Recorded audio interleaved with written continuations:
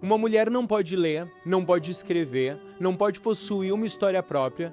Então o que ela faz quando um homem quer tomar o que é dela? Ela conta uma história.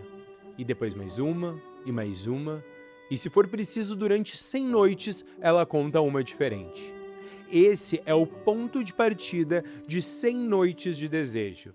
Um conto de fadas feminista queer que chega aos cinemas essa semana e que tem dividido a opinião da crítica, pelo encantamento e pela frustração.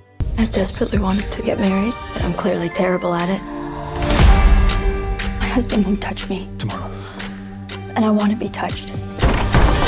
To produce an heir, of course. A gente tem nesse universo fantástico uma sociedade em que as mulheres elas têm que dar filhos para o reino, né, para seguir a linhagem. A gente acompanha a Cherie, que se casou com um cara que basicamente não tem interesse em tentar engravidar ela e nem fazer nada com ela. Ela meio que não tem o que fazer perante a isso. E ela quer fazer, ela tem desejos e ela também precisa ter um filho. Por quê? Porque, dada tantas vezes em que o marido disse que segue tentando e que o problema é ela, o governador disse que se ela não engravidar em 100 noites, ela vai morrer.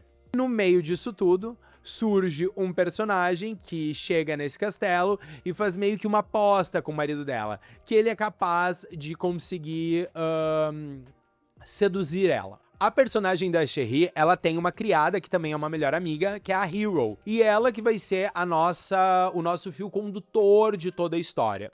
Ela cuida muito da Cherie e a gente consegue notar que existe algo para além de uma amizade ali. E vai acontecer um flerte aí dele tentar seduzir ela não poder, e existe uma tensão entre ela e a criada. Um universo fantástico, né? Não se passa aqui na Terra. Um designer de produção, um figurino belíssimo, que traz camadas, traz muito da personalidade dos personagens, né? A Cherie sempre de branco, mostrando a pureza, com roupas duras, com roupas que prendem ela.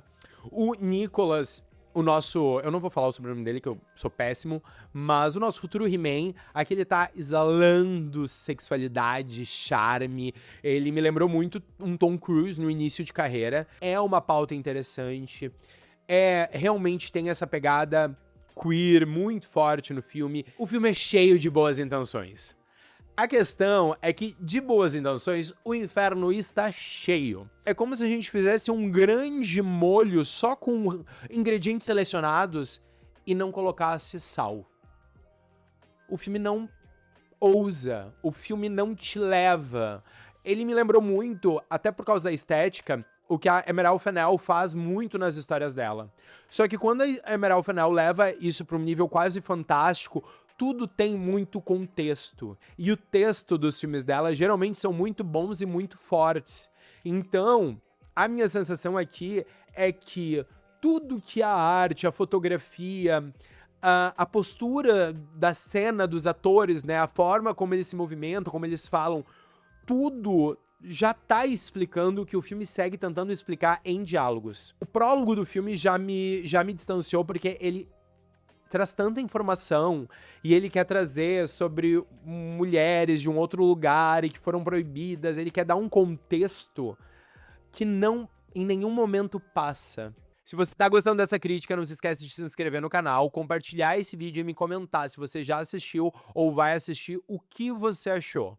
Aqui a gente tem a Julia Jackman dirigindo e é um dos primeiros filmes dela, não é o filme de estreia, mas é um dos primeiros longas dela, e talvez seja isso ainda também que falte, né? Muito boas ideias, mas uma condução um pouco precária. Ela entende e conhece muito bem todas aquelas personagens, mas ela não sabe como levar o público nesse mergulho. O filme não nos desperta tensão, e também o filme não nos desperta desejo, que era algo que eu, olhando o trailer, eu super achei, meu Deus, deve ter um conflito ali, deve ter uma coisa que eu vou ficar angustiado, que eu vou ficar com tesão. E não. No fim, 100 Noites de Desejo é uma obra com ótimas intenções. Julia Jackman definitivamente conhece muito bem seus personagens, sabe fazer um filme parecer muito mais caro do que é, mas ela não sabe como contar a própria história. E isso chega a ser até uma ironia em um filme que fala sobre a voz das mulheres e o fato delas poderem contar as próprias histórias. Falta saber onde cortar, falta saber onde prolongar e falta saber envolver. Ótimas ideias, um filme lindo, mas infelizmente um tanto quanto vazio. Para 100 Noites de Desejo, nota 4. Se você gostou desse vídeo, não deixa de me seguir nas redes sociais e até a próxima crítica.